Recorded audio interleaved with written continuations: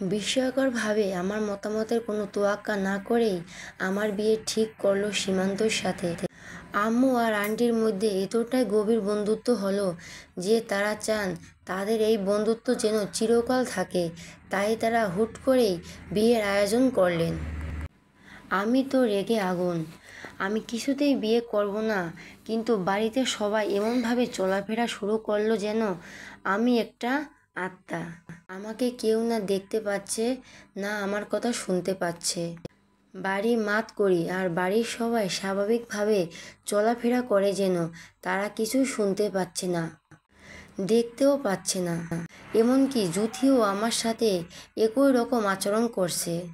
বিয়ের তারিখ ঠিক হবার পরেও আমি গো ধরে বসে আছি।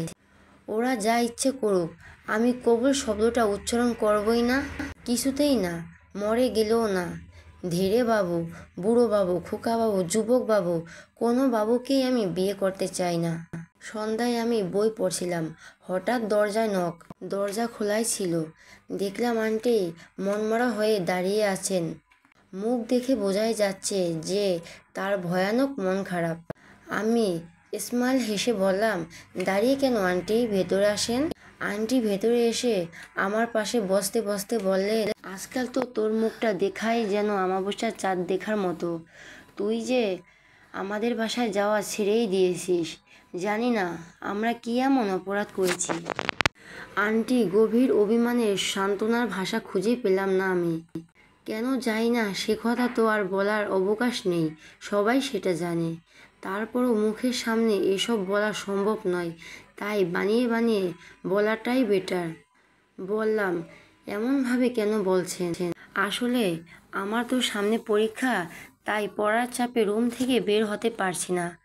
আপনি অন্য কিছু ভাববেন না প্লিজ আন্টি। আন্টি আমার কথা বিশ্বাস করলেন কি না জানি না, মুখে দেখে তো মনে হচ্ছে এক চিমটিও বিশ্বাস করেননি। মুখটা গম্ভীর করে বললেন, তোর সীমান্তকে ভাল লাগে না তাই না? বিশ্বাস কর, আমার ছেলেটা খুব ভালো। ওর মতো ভালো ছেলে খুব কমই হয়। এই কথার পরিপ্রেক্ষিতে আমার কি বলা উচিত তা আমি নিজেও জানি না। বললাম, আমি জানি আপনার ছেলে খুব ভালো, কিন্তু বিয়ে সংসার এইসব আমার ভালো লাগে না। আপনার ছেলে আমাকে নিয়ে কখনো সুখী হবে না। দেখ বর্ণ, আমরা এখানে সারা জীবন থাকবো না। দূরে চলে গেলে তোদের সাথে আমাদের সম্পর্কটা হয়তো ভুলে যাবে। এটাই মানুষের সহজাত বৈশিষ্ট্য। কিন্তু যদি একটা আত্মীয়তা হয়, তাহলে এই সম্পর্কটা মজবুত হয়ে সারাটা জীবন থাকবে। তাই আমি চেয়েছি আমাদের মধ্যে একটা বন্ধনের সম্পর্ক হোক। আপনার ছেলে আমাকে পছন্দ করে না, আর আমিও করি না। ভালোবাসাহীন এই বিয়েটাকে কি আদৌ বিয়ে বলা যাবে? বিয়ে না হোক, আত্মীয়তা তো হবে। আমি তোর মায়ের মতো, তাই তোকে জোর নয় অনুরোধ করে গেলাম। আন্টি আর কিছু না বলে দ্রুত রুম থেকে বেরিয়ে গেলেন। আমি ভীষণ টেনশনে পড়ে গেলাম। বাড়িতে সবাই আমাকে বয়কট করেছে। জানি না নিজের সিদ্ধান্তে কতক্ষণ অটল থাকতে পারবো। আমিও কারো ইচ্ছেকে পাত্তা না দিয়ে পালিয়ে যাওয়ার প্ল্যান করলাম। অনেক আগে পালিয়ে গেলে খুঁজে ধরে নিয়ে এসে ঠিক বিয়ে দিয়ে দিবে। তাই ভাবলাম বিয়ের দিনই পালিয়ে যাব। যে যা ইচ্ছে ভাবুক, আই ডোন্ট কেয়ার। কিন্তু কোথায় যাব সেটাই বুঝে উঠতে পারলাম না। বিয়ে উপলক্ষে সব আত্মীয় স্বজন বিয়ের এক সপ্তাহ আগেই আমাদের বাড়িতে এসেছে। তাহলে আমি কার বাড়িতে যাব? তবুও পথে ঘাটে ঘোরার জন্য প্রস্তুত নিলাম, কিন্তু কোনোভাবেই পালানোর সুযোগ পেলাম না। এদিকে বিয়ে বিয়ে হইচই, আমার কয়েকদিন ধরে ঘুম নেই। এত আত্মীয় স্বজন আমাদের যে ফুলেরও জায়গা হচ্ছে না। আমরা বিছানা ওদের দখলে। এক কাজিনের বাচ্চাওয়ালা বউ তার বাচ্চা নিয়ে আমার খাট দখল করে আছে। আমি কিছু বলতেও পারছি না। শোবার জায়গা না পেয়ে আমিও কয়েকজনের সাথে ফ্লোরেই ঘুমাচ্ছি। বিয়ের এত আগে কেউ বিয়ে খেতে আসে তা আমার জানা ছিল না। ওদের হইচই দেখে মনে হচ্ছে বিয়েটা যেন তাদেরই, আর আমি যেন ওদের বিয়ের দাওয়াত খেতে এসেছি এ বাড়িতে। এই সব যন্ত্রণার কথা কাকে বলি মাবুদ?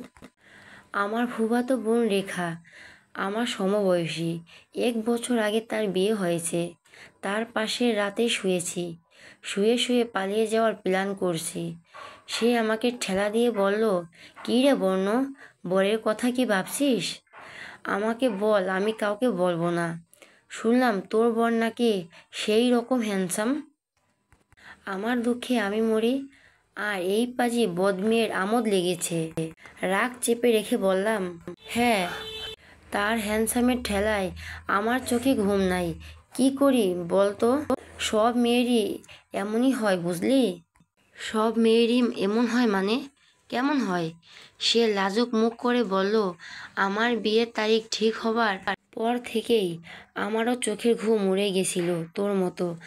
আর সব মেয়েরই এমনই ঘুম উড়ে যায়। তোর চোখে ঘুম উড়ে গিয়েছিল কেন? কত কি মনে মনে ভাবতে ভাবতে ঘুমানোটার টাইম পেতাম না, মানে ঘুম আসতো না। কি কি ভেবেছিস? সে লজ্জায় নুয়ে পড়ে বলল, বরের ভালোবাসা টাসা এসব। তা যে সব জাগরণ স্বপন দেখেছিলি, তার সব পূরণ হয়েছে? সে হতাশ চোখে তাকিয়ে একটা দীর্ঘশ্বাস ছেড়ে বলল, না রে, কি ভেবেছিলাম আর কি সব হলো। তুই বরং আরেকটা বিয়ে কর, যেসব পূরণ হয়নি সেসব পূরণ কর। কি যে বলিস না, চাইলেই ও খোকা বাবুকে তুই বিয়ে করতে পারিস। খোকা বাবুকে? যার সাথে আমার বিয়ে হতে চলছে। ফাইজলামি করিস না তো, ঘুমা এখন। বিয়ের দিন ভোরবেলায় আমি পালানোর জন্য প্রস্তুত নিলাম। সবাই ঘুমিয়ে আছে। আমি পা টিপে টিপে বাইরা দরজাতে দাঁড়াতেই হঠাৎ জুথি পেছন থেকে ডেকে বলল, বর্ণ আপা, পালাইতেছেন নাকি? আমি চমকে উঠে থেমে গেলাম। পেছনে তাকিয়ে দেখি জুথি দাঁত কেলিয়ে দাঁড়িয়ে আছে। মনে হচ্ছে ওর গলা টিপে ধরি আর দাঁতগুলো ভেঙে ফেলি। বললাম, মানে? সে রোমান্টিক মুখভঙ্গি করে বলল, ফিল্মে দেখছি জোর কইরা বিয়া দিলে শাবনূর পিছনে দুয়ার দিয়া পালাইয়া জায়গা। আমি পালাবো কেন? হেইডাই তো কথা। শাবনূরের বিয়া হারামির লগে ঠিক হয় বইলা সে পালাইয়া যায়, কিন্তু আপনার বিয়া তো রিয়াজের লগে হইতাছে, তাহলে পালাইবেন কে? রিয়াজের লগে মানে? রিয়াজের সাথে মানে কি? ও সুরি, শাবনূরের নায়কের নাম তো রিয়াজ, আপনার নায়কের নাম হলো সীমান্ত। একদম আমার নায়ক বলবি না, ওই বুইড়া বাবুকে। আর সুরি কি? সুরি মানে হলো দুঃখ। ওই যে ঠেলা গুতা খাইলে যে ইংলিশটা কয়, ওইটা সুরি না, সরি। আর ইংলিশ না, ইংলিশ। ও হইল। অহন কথা হইল, আপনি এই দরজা দিয়া কই যাইতেছেন বর্ণ আপা? আমি রেগে উঠে ধমকের স্বরে বললাম, তোকে বলতে হবে কোথায় যাচ্ছি? কইতে হইব। খালাম্মা আমারে পাউর দিছে। কি দিয়েছে? পাউর দিছে মানে ক্ষমতা দিছে। ওটা পাউর না, পাওয়ার হবে। আর খেতা পুরাই তোর ক্ষমতার।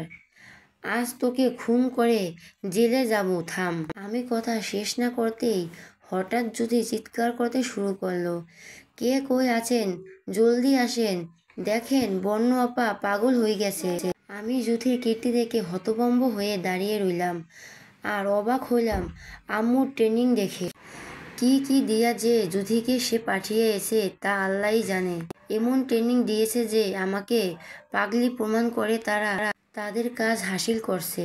কি কপাল আমার যে, আমার দলে কেউ নাই। পালাতে তো পারলামই না, উল্টো ধরা খেয়ে চোর সেজে দাঁড়িয়ে আছি। এখন আমার সম্মানীয় আম্মাজি যে কি করবে তা আল্লাহই জানে। প্লিজ আল্লাহ, তুমি অত্যন্ত আমার দলে থাকো। জুথি চিৎকার করে চলছে। আম্মু হতদন্ত হয়ে দৌড়ে এলো।